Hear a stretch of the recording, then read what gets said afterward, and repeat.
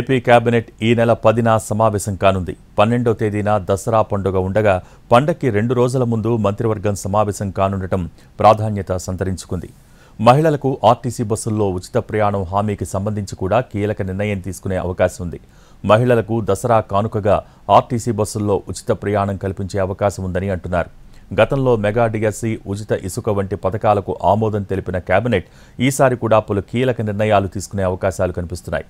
ఈ కేబినెట్ మీటింగులో ఉచితంగా 3 గ్యాస్ సిలిండర్ల పంపిణీకి సంబంధించి నిర్ణయం తీసుకునే అవకాశం ఉంది. ఎందుకంటే దీపావళి నుంచి 3 ఉచిత సిలిండర్ల పథకానికి శ్రీకారం చుడుతున్నామని సీఎం చంద్రబాబు భరోసా ఇచ్చారు. ప్రతి ఇంటికి గ్యాస్, విద్యుత్ కనెక్షన్ ఇస్తామని హామీ ఇచ్చారు. ఈ హామీపై కేబినెట్లో చర్చించి విధి విధానాలు ఖరారు చేసే అవకాశం ఉంది.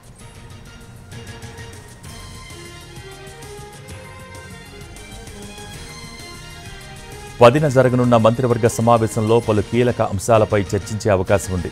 చెత్త పన్ను రద్దుకు ఏపీ మంత్రివర్గం ఆమోదం తెలపనుంది. 2027 నాటికి ప్రతి ఇంటికి మంచినీళ్లు ఇస్తామని సీఎం చంద్రబాబు చెప్పారు.